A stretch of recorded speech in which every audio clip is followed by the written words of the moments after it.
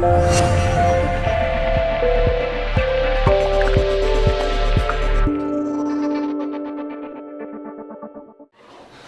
happy to have Ankur Golia here today. He is part of the reason, or he is the reason we have the machines you guys were able to use for the class project donated from us from MSQL. So Ankur is actually CMU alum, and but he's also employee number 3 or 4, 5 at MemSQL. And but he graduated from CMU last fall.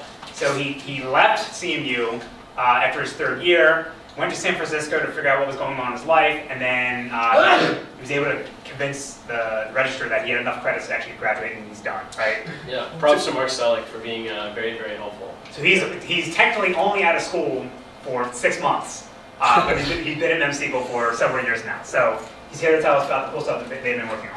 Cool, yeah. Nice to meet everyone. A lot of familiar faces in the room as well. Is the audio, are we all good? Okay, cool. I like to always give this caveat at the beginning. Please do feel free to raise your hand or shout out or whatever, ask questions during the talk. I definitely prefer an interactive style of doing a talk rather than kind of saving all the questions to the end. And the other thing is there's a lot of content in here, so we could easily go on for 8 hours and talk about all of this stuff, but feel free if there's an area that you're particularly interested in, Andy, or students you guys are interested in, we can dig in a lot more depth. So today we're going to try to answer basically some questions about in-memory databases. And a lot of this, I like to think of this talk as kind of guided by how we do things in MemSQL, but not necessarily pinned to how MemSQL is built. So some of the questions we're going to answer: what is an in-memory database? And hopefully my understanding is consistent with Andy's, but it might be a little bit off. And also kind of, all right, there's an in-memory database. Why do they matter? Why do people care? And then kind of the fun questions: how do you actually build one? And if we have time at the end, how do people actually use MemSQL, and why would they pay us for something like MemSQL? And the kind of order in which we're going to cover this stuff, we're going to look at kind of what are in-memory databases first, and then a number of sort of architectural topics around in-memory databases, and kind of how MemSQL is architected. And then, like I said, if we have time, we can talk about MemSQL in the wild or go over that in Q&A. So really briefly about myself, thanks Andy for the nice introduction. I was here at CMU from 2008 to 2011. I graduated technically in 2015. I did a little bit of research at PDL while I was here. I also did an internship at Microsoft and have been at MemSQL since 2011, and currently I'm the VP of engineering. And I really do love databases. The really cool thing about databases, databases kind of encapsulate all of the really fun stuff in computer science. There's everything from AI in the optimizers. Nowadays, people are looking at machine learning and kind of cooler and newer forms of AI, even in databases, down to systems like operating systems and networks. So if you like computer science and you like building really hard stuff, you will never get bored working on databases. So let's kind of start. What's the first question? What is an in-memory database? So how many people in this room think an in-memory database uses memory instead of disk?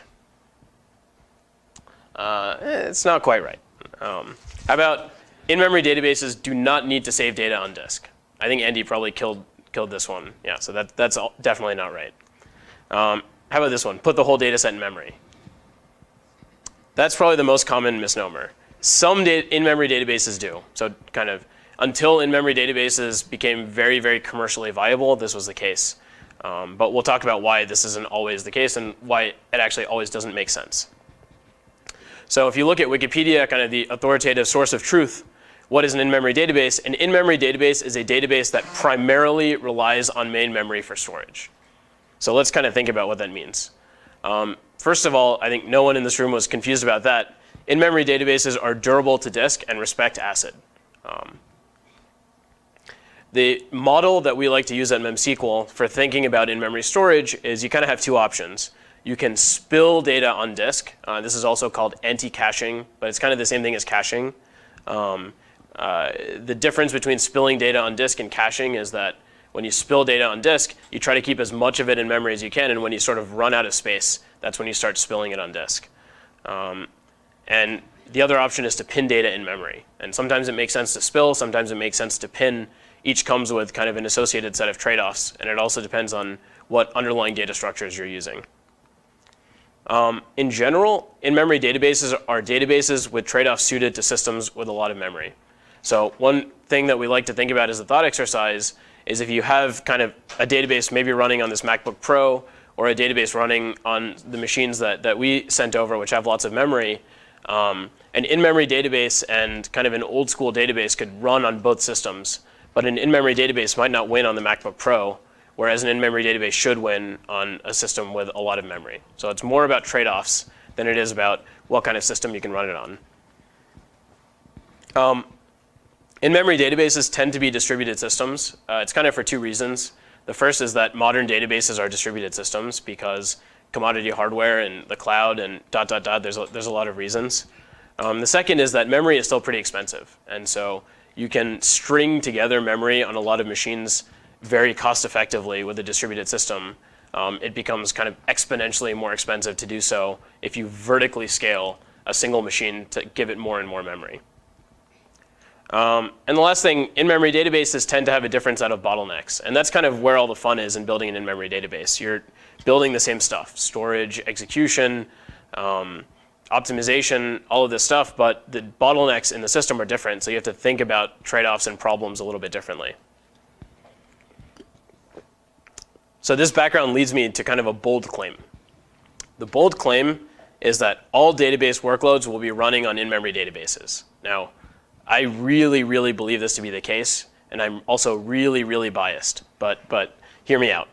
So first, memory is getting cheaper. It's about 40% every year. What we see in the market is that every year when we go to customers and sell them MemSQL, the type of machine that they want to run MemSQL on, which is kind of the sort of economic, optimal machine, has more and more memory. So nowadays, it's very, very easy and cheap to get a machine with 512 gigabytes of RAM. And it's almost impossible to get a machine in the enterprise which has less than 64 gigabytes of RAM.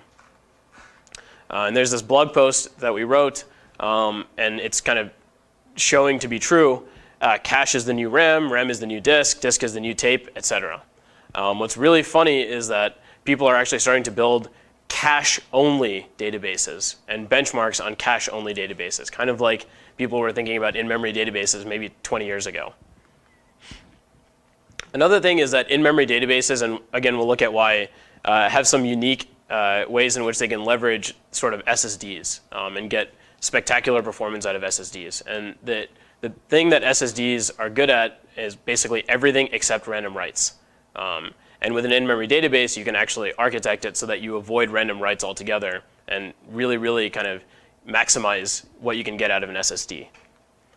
The next thing is NVRAM is coming and could be cheaper than even SSD. So NVRAM is projected to come sometime in 2017. And this is a big deal because in-memory databases are spectacularly well positioned to take advantage of NVRAM, which is non-volatile RAM for those who are not familiar. And traditionally architected databases, the way that they think about sort of buffers on disk doesn't really align with the trade-offs that you get with non-volatile RAM. So they're not really well positioned to use non-volatile RAM. And really, what does this mean? So in-memory databases are nothing more than standard databases tuned to modern hardware and modern workloads. So not only are in-memory databases designed around the hardware that's available today, but those of us who are building in-memory databases commercially are tuning and thinking about how we build in-memory databases around workloads that are popping up today and becoming more and more dominant every day in the market. So the sort of big one that you could think about is real-time analytics. And sort of thinking about real-time data, this is sort of a new trend today, but it's becoming more and more prevalent every day. And in-memory databases tend to be the databases that can actually handle these kinds of workloads.